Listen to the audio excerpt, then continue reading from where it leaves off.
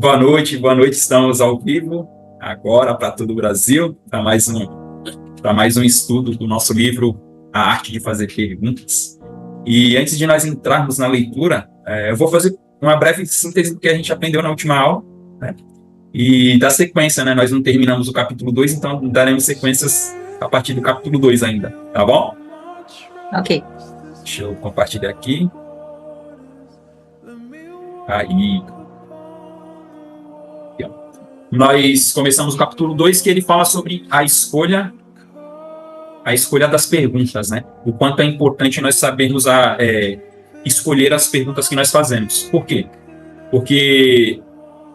Por que nós devemos tomar esse cuidado? Porque elas podem ser construtivas, mas elas também podem ser destrutivas, né? Ou seja, ela pode causar um crescimento, pode causar sabedoria, pode causar um crescimento na vida de uma pessoa, mas também ela pode causar depressão, pode causar problemas, pode causar uma confusão, uma intriga. Pode travar a pessoa, né? É isso. Ao invés de ajudar, ela vai atrasar o desenvolvimento da pessoa. Exatamente. E o cuidado também que a gente tem que tomar com as perguntas, né? Através das perguntas, ou nós demonstramos que nós valorizamos uma pessoa, ou nós diminuímos mais ainda a capacidade daquela pessoa, né? Então, a maior responsabilidade, né, de uma pergunta, né? Valorizamos as pessoas ao proporcionar perguntas poderosas e impactantes. Por quê? Porque nós fazemos ela ampliar a sua mente, a sua arte de pensar, né? E aí, aqui fala um pouco sobre essas perguntas poderosas e impactantes, o que elas causam, né? Elas apoiam e encorajam a pessoa. A pessoa, às vezes, está desencorajada, ela passa a ter mais coragem, mais firmeza para perguntar. Elas criam ou restauram a confiança, né? A pessoa, às vezes, não te conhece, mas através das perguntas ela passa a te conhecer e confiar em você. Ou, se ela perdeu a confiança em você, sabendo fazer boas perguntas, a confiança é restaurada. Elas fortificam, né, fortalecem a pessoa e elas impulsionam. Aquela pessoa que está travada, que está parada, com as perguntas corretas, ela pode impulsionar e alcançar os seus objetivos. Trazem recuperação e reconciliação. Elas inspiram a superar obstáculos e atravessar barreiras. Constroem pontes e fazem avançar. E abrem novos horizontes, né? Às vezes você está ali com aquele tesouro escondido, mas através de uma boa pergunta surgem ideias, surgem novos projetos, novos horizontes se abrem, né? Iluminam e energizam também. Ela traz entusiasmo. Uma boa pergunta, uma pergunta poderosa, ela traz entusiasmo e traz luz, né? Às vezes você está ali naquele dilema, poxa, como que eu posso resolver aquele problema, aquela situação? Mas com uma pergunta certa, as coisas se clareiam, né? Se clarificam. E nós vamos entrar agora nessa questão aqui, né? Então a gente agora vai para o livro para estudar as características de uma pergunta boa. Calma aí, deixa eu só. Eu acho que foi isso mesmo. Nessa parte aqui mesmo que a gente vai continuar. As características importantes de uma boa pergunta, né? Foi aqui que tu começou até a ler, eu acho, essa parte aqui, mas eu acho que tu só leu a primeira parte, né? Então, aí eu pensei para a gente voltar novamente a essa leitura para contextualizar legal, né? Porque aí a gente pegou a primeira parte, mas aí como a gente não pegou as outras duas partes, aí para dar mais sentido, né, na leitura. Tá bom? Tá bem. Tá só pequitinho. Tá pequeno? Deixa eu aumentar. Tá, pra mim aqui tá. Melhorou? Não, mas assim, se tiver melhor pra ti, porque às vezes tá cortado, né? Aí tá. Você lê. Tá, joia. Porque eu tô pelo celular, tu tá pelo computador. Né? Tá. Então deixa eu diminuir aqui, porque agora tá cortado pra mim. Tá, calma aí, eu restaurando aqui.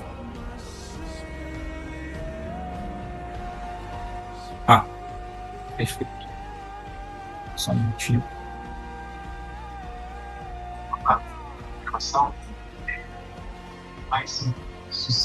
Bom, vamos lá então. A leitura aqui.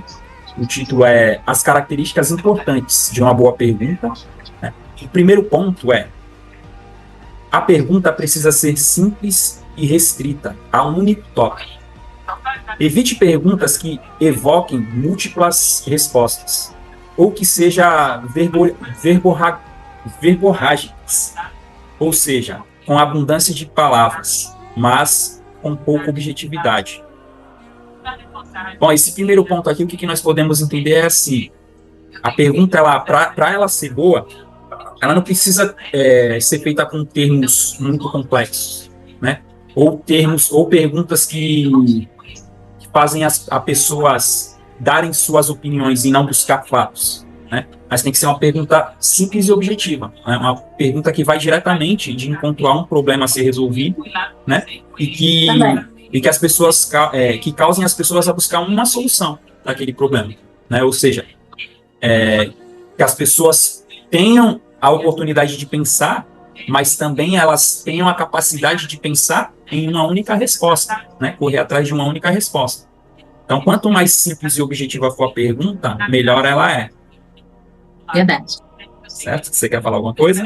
Não, tá perfeito o raciocínio. Ok. Então, vamos dar sequência aqui. Segundo ponto, a pergunta precisa ser clara e de fácil entendimento. Use o vocábulo que seja familiar à pessoa que está conversando. Evite empregar termos vagos ou ambíguos e jargões específicos. O articulador deve estar atento aos termos e conceitos que sejam questionáveis em seu próprio meio. Ou seja, usar um vocabulário que todos entendam. Muitos termos e conceitos que você utiliza podem não ser bem conhecidos pelos outros. Assim, uma estratégia prática é apresentar tais termos por meio de outras palavras que expressem o mesmo significado. Tem um outro parágrafo aqui, mas para resumir esse parágrafo aqui, é aquilo que a gente sempre ouve, né? Você deve fazer uma pergunta de maneira que uma criança de 5 anos possa entender, né? Por que eu digo isso? Por que uma pessoa de 5 anos possa entender? É uma pergunta que toda pessoa que ouvir, ela vai entender aquilo que você está falando, sem usar termos técnicos, termos muito complexos, tipo palavras muito específicas para um grupo de pessoas, mas para que todas as pessoas que ouçam, mesmo que não tenha conhecimento daquilo que tu tá trazendo, que ela ouça e possa saber, né, pensar nessa resposta. Muitas vezes a gente faz perguntas com termos muito técnicos, que muitas vezes a pessoa que está ouvindo não sabe do que se trata, né? Verdade. E a gente também pode usar o mesmo contexto para saber se o próximo com quem a gente está conversando tem a mesma mentalidade que a nossa ou a mentalidade elevada. Sim. Porque na sua simplicidade faz uma pergunta que vai levar o próximo a responder da forma que ele compreende. Exatamente. E às vezes aquele próximo, pela tua simplicidade, ele vai te mandar uma pergunta com mais ênfase, que vai te mostrar que ele, opa, sim, esse aqui é entendido. É verdade.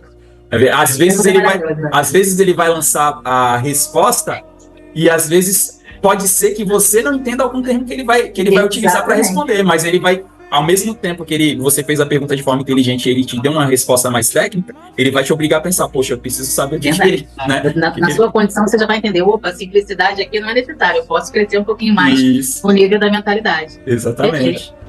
Depois isso aqui eu não preciso ir com a papinha, eu já posso dar uma feijoada. Já pode ir com o pirou pronto. Beleza. Assim. Vamos dar muito bom esse livro. É gostosinho ele de ler, né? É verdade. Dando sequência aqui, no próximo parágrafo diz assim: a escolha da palavra correta dependerá muito do contexto em que estamos inseridos. E mais importante ainda, dependerá do nível intelectual do receptor. É o que tu acabou de falar, né? Dependerá do... Que aí, de repente, você fez uma pergunta simples. Opa, o cara tem um conhecimento mais elevado. Então, vou melhorar a pergunta aqui, para esse cara pensar um pouco mais. A conversa vai subir no nível, né? Vai, é verdade. De seu estilo de comunicação e de sua cultura. Usar um vocabulário especializado pode ser mais apropriado para pessoas que você reconhece, que possuem um grau de instrução mais elevado. É importante ser equilibrado nas colocações e sondar com perguntas iniciais, permitindo ajustar melhor a aproximação com quem almejamos dialogar. É exatamente, se resume, né? Exato. Você não pode chegar falando de forma difícil porque você não sabe se vai ter compreendido. Se a pessoa está na mesma vibe, na mesma mentalidade que você. Então você começa de forma simples e objetiva e de acordo com as respostas você vai subindo ou não o nível das perguntas, né, e da dificuldade delas. Exatamente. Isso aqui é bom para todo aquele que trabalha ou que pretende trabalhar com coaching. Esse livro aqui ele é muito bom, né? Ele é essencial. E de simples entendimento. Né? O vocabulário dele é super simples. Verdade. eu não tinha lido ele antes, mas na primeira semana foi tão corrido, né, que eu até falei contigo, eu acabei não lendo, ele fizemos aqui ao vivo. Sim. Aí na semana passada eu peguei pra ler o segundo capítulo, me empolguei, quando eu fui ver, tinha terminado de ler o livro. Já tinha lido tudo. Eu falei, agora eu vou só recapitular com o Mas é ótimo, sabe? Então, pra nós, no dia a dia, que a gente trabalha muito com contato com pessoas, isso nos ajuda muito, é uma ferramenta muito importante. Ela nos permite elaborar perguntas para cada perfil de pessoas que a gente conversa. Para extrair o máximo, para ajudar da melhor forma. Então, é um aprendizado, eu super recomendo, muito bom mesmo. E para aqueles preguiçosos que não gostam de ler livros muito grandes, vai demorar em meia hora no máximo. É verdade, é um livrinho curto, mas que de simples leitura, né? E de muito conhecimento. Realmente, para quem não gosta de ler, é um livro excelente para iniciar, né? Porque é aquilo, né? Bem curtinho. Os livros que a gente está acostumado a ler, 200 páginas, 500, 700.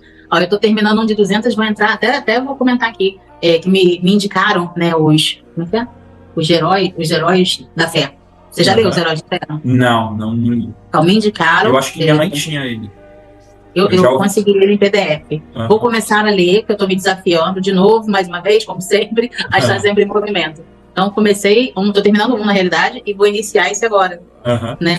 E é bom, porque a gente cria um hábito de estar sempre conhecendo novas coisas, de estar sempre aprendendo novas palavras, de estar sempre aprendendo novos estilos. E isso já ajuda muito para nós que trabalhamos com pessoas, com o público, ajuda muito na hora da gente conversar, na hora da gente extrair a melhor forma que a gente pode ajudar a necessidade do próximo. Então, a leitura ela é fundamental. É uma pena que a gente não teve esse estímulo quando criança, na época escolar. É verdade. A gente foi criado, tipo, você estuda para aprender determinada coisa, sempre limitado. Né? Não é aquele negócio, estuda porque você viaja com a mente, estuda porque você cresce em vocabulário, você cresce em diversas áreas da sua concepção, aumenta o crescimento de conhecimento, sabe? Você não fica limitado, você sabe que você tem N opções. Então a leitura ela é fantástica, porque ela simplesmente te destrava em tudo que é sentido. E é só prosperidade, meu filho, começando pela palavra do Senhor, né? Claro. Opa, com certeza. Amém. Vou dar continuidade aqui. Okay. O terceiro ponto, né? O terceiro ponto diz assim: a pergunta não pode conter um teor amedrontador ou estar carregada de palavras emocionalmente carregadas. Tais questões evocam uma reação apaixonada e não uma resposta pensada. São perguntas usualmente impróprias para quem tenta travar um diálogo qualitativo. Vejamos um exemplo da palavra submissa ou submissão. É extremamente carregado no âmbito emocional, especialmente para as mulheres. Muitos erram ao aplicar o termo em contexto diferente. Percebem-se algumas reações interessantes quanto ao uso desta palavra. As reações refletem o conceito que as pessoas possuem acerca do termo, mas sem necessariamente declararem qual é o conceito implícito por trás da palavra. É interessante isso aqui, né? Porque muitas vezes a gente faz até uma pergunta boa, mas por causa de um vocábulo, né? Aquela pergunta pode ser mal interpretada. Né? Por exemplo, realmente essa palavra submissão, né? Quando nós pensamos em submissão... É porque nem todos sabem o significado dela. Exatamente. É igual a palavra ignorante. Se você chega... Na minha época, se você xingava uma pessoa de um palavrão feio, mas não falava que ela era ignorante. Porque se falasse que ela era ignorante, você estava, declarando guerra ao Brasil. É mais ou menos isso. E a submissão, hoje a gente sabe que é, porque é que eu falo, esse conhecimento te leva a ir buscar as coisas que você não sabe. Sim. Então, vai falar para uma pessoa de mentalidade baixa que ela precisa ser, exemplo, acontece muito nas congregações. A mulher, está na palavra do Senhor, precisa ser submissa ao seu marido. Aí lá vai a irmãzinha, coitada, meu Deus do céu, tem que apanhar, sofrer, porque às vezes o varão é outro da mentalidade rasa, igual ela, né? E então não tem a concepção, a clareza do que realmente significa. Mas o ser submissa que a gente compreende, exemplo, igual aqui em casa, eu sou casada, né? A gente conversa tudo, a gente decide tudo junto, mas na hora de responder, quem assume a frente é o Paulo. Porque ele é o varão, ele é o chefe da família, ele é o provedor. Então eu sou submissa a ele nisso. Não significa que o Paulo é melhor do que eu, não é isso? Não, exatamente. Na verdade, a palavra submissão, ela fala sobre submissão, né? Seria o que, por exemplo? Os dois tipo andarem... Tem o piloto isso, e o co-piloto. Exatamente. Então, os dois andarem pro mesmo propósito. O homem é a cabeça e a mulher é o corpo. Exatamente. Não dá para fazer sozinho, entendeu? Mas na hora de responder, o Paulo responde pela família papapá. Com certeza. Aí Aí nós compreendemos isso porque nós fomos estudar, nós aplicamos isso na nossa vida. Mas, infelizmente, tem alguns irmãozinhos ainda que não. Então, quando você fala, ou você percebe, às vezes você está numa congregação, o pastor lá fala, recita o versículo, e você vê as mulheres se encolhendo, você vê as mulheres torcendo o rosto. Mas é verdade. Infelizmente, né? Infelizmente. É que nem aquela passagem também do... É mais fácil o camelo passar pelo buraco da agulha do que o rico entrar no reino dos céus, né? As pessoas... Eu pergunto outro dia eu recebi uma visita aqui em casa de uma pessoa que estava precisando de umas orientações, e eu lembrei desse versículo até para me referir sobre o avivamento que a gente está vivendo hoje, né? Graças a Deus. E a pessoa foi muito honesta comigo. Eu perguntei para ela, poxa, você já ouviu isso? Eu já ouvi. Mas você sabe o que significa? Ela fala a verdade, sei não. Aí eu fui e expliquei para ela que lá nas Arábias, lá naquele tempo lá, né? O camelo, ele não abaixa a cervical para passar nas agulhas, que eram as passagens que tinham lá naquelas vielas, né? Então ele não abaixava, e por ele não abaixar, que da onde vem, que é mais fácil um camelo passar pelo buraco de uma agulha do que um rico entrar no reino do céu. Aí ela, mas é isso? Eu falei, é. Aí ela, poxa, e aqui o pessoal condenando os ricos, achando que ser rico é pecado, ser rico é questão de mentalidade. Agora a própria palavra fala que meu povo padece por falta de conhecimento. E agora eu falo por interesse, porque tá tudo aí, as informações estão todas aí, basta se interessar e ir em busca. É verdade. Né? Tá tudo desmistificado. Provérbios, ele fala explicitamente sobre isso, né? Sobre essa questão de você realmente buscar sabedoria para você receber essa libertação, né? Que muitas vezes, durante décadas, você fica aprisionado, né? E depois que você descobre, você vê que o tempo todo quem se aprisionou foi você mesmo. Foi você mesmo, exatamente. Poxa, eu acho muito, muito incrível, na verdade, eu acho a palavra. Porque, por conta de você fazer perguntas para si próprio, né? Principalmente mediante a palavra, você vai lá ler um versículo que tocou no teu coração e você, às vezes, não entende, mas a palavra ficou em você. E tu fica, ai meu Deus, eu não consigo esquecer, o que será isso? Que o Senhor me ajuda, me dá um entendimento. Você fica ali, eu não vou sair fazer volta, eu não vou sair desse versículo enquanto eu vou entender. Sim. Aí você começa a fazer pergunta, mas por que esse versículo me tocou? O que tem aqui nesse versículo que eu preciso compreender? Uhum.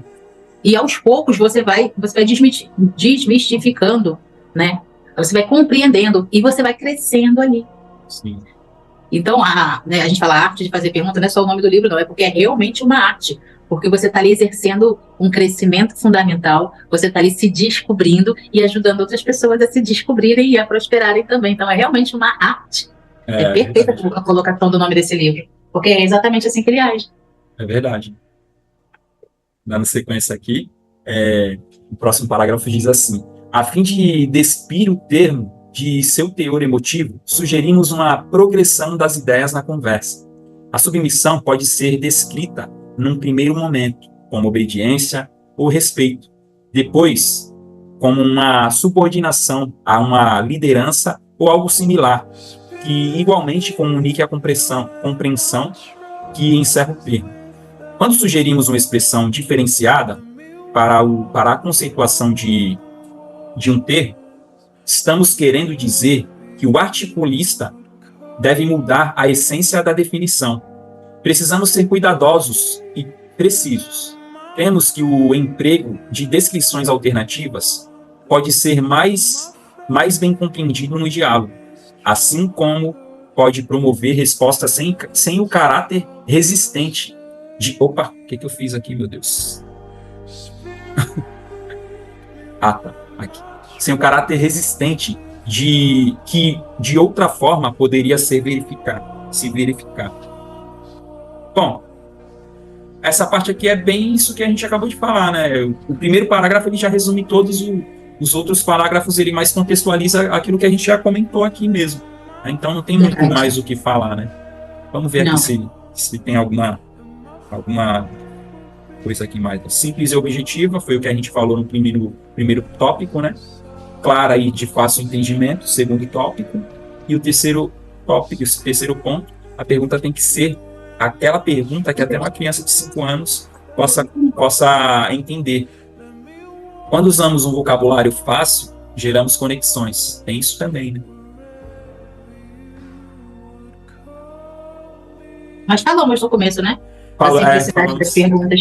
Quanto mais simples é o nosso vocabulário, a gente até percebe também no outro, né? Se ele tá no mesmo nível que nós, ou elevado, ou comum. Sim. Aí aqui tem um ponto de atenção, mas eu acho que esse ponto de atenção aqui vai falar aqui nesse próximo tópico. No aqui, próximo. né? Perguntas que devem ser evitadas. Deveríamos evitar alguma espécie de pergunta? A resposta é sim. A pergunta dirigida deve ser, em geral, evitada. Perguntas dirigidas são aquelas que sugerem ou deduzem a resposta correta. O poder da sugestão pode balançar as pessoas facilmente. Com tais perguntas, podemos receber respostas convenientes em vez de informações precisas e detalhes importantes. Essas perguntas, habitualmente, começam com expressões indagativas, tais como: você não acha que você não deveria, ou você não concorda que? Obviamente, tais perguntas estão estimulando uma resposta específica. Esse parágrafo aqui, ele fala sobre... Ele já explica muito bem, né? Ele fala sobre as perguntas que você direciona para a pessoa. É como se você estivesse manipulando uma conversa para aquilo que você quer que responda, né? Então, esse tipo de pergunta... Se a pessoa trabalha como coach, psicólogo, essas são as perguntas que ela não deve fazer. É verdade. É verdade. Ela é muito direta. Sim. Aí a pessoa acaba assim, sim, não, não. Exatamente. Então... acaba virando uma pergunta, em vez de estimular a pessoa a pensar, né? Acaba virando uma pergunta fechada, né? Isso, uma pergunta fechada. E o intuito é fazer a pessoa desabafar, demonstrar onde é que estão os seus pontos, onde ela precisa de ajuda. Exatamente. Então, com a pergunta fechada, a gente não tem essa dimensão. Não tem, exatamente.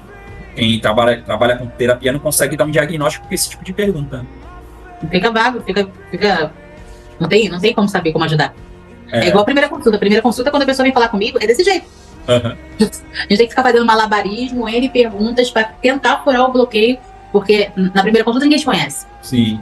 E a pessoa fica, como é que eu vou falar da minha vida, do meu particular, com o pessoal, uma pessoa que eu nunca vi na minha vida? Vejo na internet, mas não quando tá no tete-a-tete é diferente. Sim, opa, com certeza. Então aí tem todo um processo onde você procura fazer as perguntas certas para deixar a pessoa confortável e se sentir à vontade para poder falar do seu problema. Né? Então, as perguntas corretas na hora certa abrem caminhos ou fecham. Sim, opa, com certeza. Até tem um versículo em Provérbios que fala a mesma coisa, né?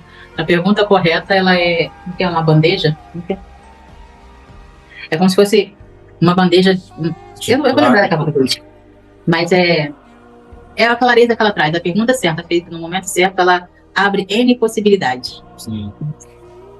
Amém. Ó, temos 9 minutos e meio agora, hein? Acabou de mostrar aqui pra mim. Tá passando muito 40 rápido. Minutos? Tá passando muito rápido essas aulas. Não é? É verdade, tá passando rapidinho mesmo. Mas vamos lá. Vamos. As perguntas de múltipla escolha. Também. Né? Que no caso, aqui ele dá o exemplo do sim ou não, que para mim é uma pergunta fechada. Mas aí ele também coloca aqui, ó, são questões fechadas. Então, múltiplas escolhas, né? Que você dá as alternativas, perguntas que a pessoa vai responder sim ou não, verdadeiro ou falso. Esse tipo de perguntas são perguntas que nós devemos evitar, né? Verdade. Porque fica vazio também, não dá aquele respaldo que a gente precisa para ajudar. Então, acho que não ajuda. Sim. Aí ele dá o exemplo aqui, ó. Quem, o que, quando, onde e como são também perguntas fechadas, muitíssimo empregadas. Por quê? É uma pergunta particularmente eficaz porque extrai argumentos, suposições e conhecimento, ajudando a descobrir a visão de mundo do respondente. Mas deve ser perguntada com sinceridade e respeito, pois caso contrário, pode ser interpretada como uma acusação e não como uma tentativa de entendimento. Ou seja, então, porque é uma pergunta que a gente deve ter cuidado ao usá-la, né? Porque às vezes pode parecer uma afronta, em vez de parecer uma pergunta. A pessoa do próximo recebe como uma acusação, né? Isso. É praticamente uma afirmação de uma coisa que a pessoa está querendo saber. A pessoa perguntando, a outra recebe como uma afirmação. Você está me culpando de quê? Calma, só fiz uma pergunta. E aí, meu filho, gera-se a discórdia. Aí aqui, ó, as perguntas que a gente deve evitar, né? Só para recapitular. No outro ponto lá, a gente viu perguntas amedrontadoras ou perguntas que têm um sentido, né? Trazem palavras com sentido negativo, pode ser interpretada com sentido negativo. palavras emocionalmente carregadas, como submissão, e outras perguntas que devem ser evitadas, né? Perguntas dirigidas, perguntas que nos trazem respostas convenientes em vez de informações relevantes, tipo, você não acha, e as outras, você não deveria. Essas perguntas já são mais na base da manipulação mesmo. Da manipulação. Exatamente. E perguntas fechadas ou de múltiplas escolhas, né? E aqui tem a questão do porquê. O porquê ela é uma pergunta que pode ser uma excelente, pode trazer muita eficácia, muita qualidade para a conversa, mas também, né, dependendo da maneira que ela é colocada, ela pode trazer uma interpretação para a pessoa que vai responder de afronta, de confronto, de acusação. Então ela deve ser uma pergunta observada antes de ser usada, né? E agora a gente vai para as perguntas abertas e fechadas.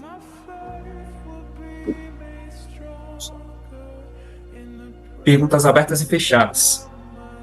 Existem basicamente dois tipos de perguntas: as perguntas fechadas e as perguntas abertas. Perguntas fechadas pedem sim ou não, né, que nós acabamos de ver lá na questão também de múltiplas escolhas, como respostas, ou ainda um número ou uma data. Né? Por exemplo, realizou sua tarefa? Quando é que esteve de férias? Já definiu seus objetivos para este ano? Há quanto tempo está neste emprego? Então são perguntas que ou vai dar resposta sim ou não, ou vai dar uma data, alguma resposta evasiva. Exatamente. As perguntas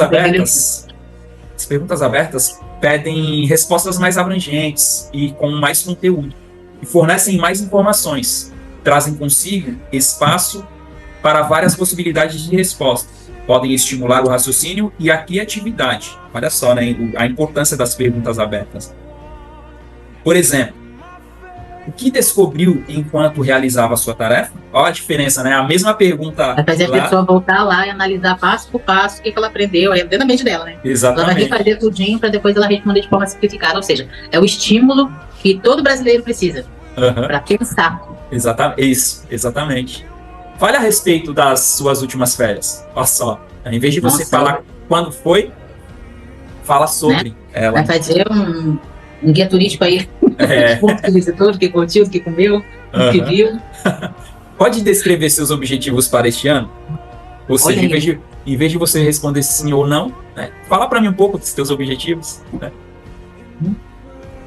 Como foi que resolveu se dedicar a esta área de trabalho? Nossa, isso dá uma conversa enorme. Olha só, né? É uma pergunta tão aberta que dá um café da tarde. É verdade. E dessa maneira, e assim, o interessante é que nem você falou, né? Dá um café da tarde, ou seja, às vezes com uma simples pergunta dessa você cria uma amizade com a pessoa, uma conexão, né? E você faz com que aquela pessoa se sinta especial, se sinta importante. Verdade. Né? Você sinta vontade até não conversar sobre outros assuntos. Sim. É o conectar, né? Não é à toa que o provérbio diz que a sabedoria mora na pergunta. Sim, exatamente. Quando tentamos educar nossos filhos todos os dias dentro dos desafios atuais da tarefa, nos deparamos sempre com a relação comportamental pais e filhos. Filho, vai fazer a tarefa agora. Ou filha, troque agora a sua roupa. São apenas alguns dos jargões do relacionamento familiar. Claro que eles são pouco efetivos. Novamente, as perguntas são poderosas, em ambos os lados. Muitas vezes os filhos fazem perguntas difíceis, mas estimulares, pois provocam reflexão e ação. Pai, por que eu preciso parar de tomar refrigerante se você bebe cerveja todas as noites vendo televisão? Ou mãe, por que eu tenho que ler tantos livros se você nunca leu nenhum? Ou seja, a criança às vezes estimula mais você pensar, né? Só que o que acontece? Nossa, aí os pais entendem o quê? Como uma afronta a isso, né? Por causa da mentalidade. Por causa da mentalidade, exatamente. Quando eles deveriam enxergar que a própria criança está sendo até usada por Cristo para falar assim, olha só, o simples é você me ensinar, mas eu estou sendo exemplo aqui, ó. É verdade. Ô, Paty, temos menos de 1 minuto aqui. né? E aí a gente já está entrando no ponto 3. Então, a semana que vem a gente já vai direto para perguntas poderosas e impactantes. Uau! Tá bom? Uma abençoada semana para tu. A gente quase está conversando mais por conta da correria. Mas cada estudo é explosão de conhecimento e aprendizado. E eu sinto falta desses encontros aí onde a gente transborda muito um na vida